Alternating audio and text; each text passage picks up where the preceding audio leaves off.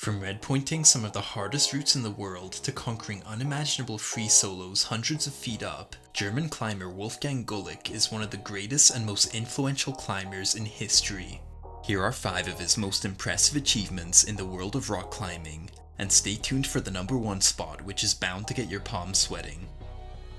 First is Wolfgang's free solo of Satons in Germany. Satons was one of the first routes to be graded at a 7B plus or 512C difficulty rating. It features a crack up the first half and then moves onto the rock face. It's described as thin and technical. Wolfgang had red pointed the route in May 1981, but the next move was to make it all the way up without any ropes. The route isn't as high up as some others that we've seen, standing at 20 meters. However, a fall would be pretty likely fatal on the second half of the climb. But in 1986, Wolfgang confidently climbed up all the way the route in a shocking display of boldness. It was one of the first free solos of such a highly graded route at the time, and to ascend it without ropes only 5 years after being labelled a groundbreaking route in terms of difficulty is absolutely insane. However, the next route involves a lot more stamina given its crazy height. Number 4 on this list takes us to the world's tallest cliffs, the Trango Towers, which are located in the north of Pakistan. There are a few summits among these towers, however the focus for Wolfgang was one often called the Nameless Tower or just the Trango Tower. It juts out 1,000 meters from the ridgeline and has an elevation of 6,239 meters and was first climbed by a group of Britons in 1976. However, it had not yet been free climbed. Now, free climbing differs from free soloing in the way that a climber still has ropes, however they are not using them for any support. It only relies on the climber's physical strength.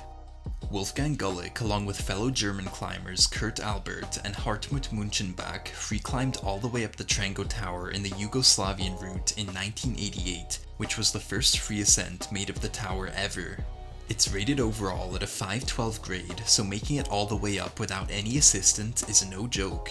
Speaking of climbing grades, the next climb here made history in terms of climbing difficulty. And that climb is called Punks in the Gym, located on Mount Arapiles in Australia. The route stands at 30 meters and it was the first 8B plus or 514A route ever free climbed, which Wolfgang managed to do in 1985.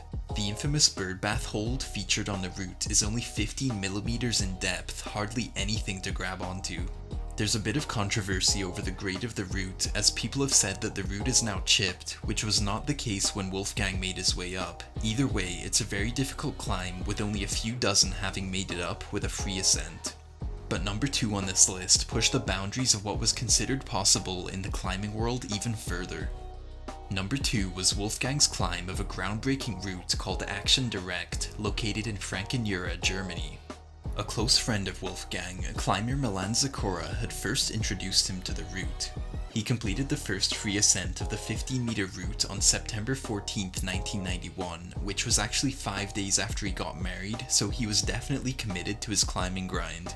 It took him 11 days, spread over a 3-week period, to make the ascent, using a 16-move sequence and a dyno into just a 2-finger pocket.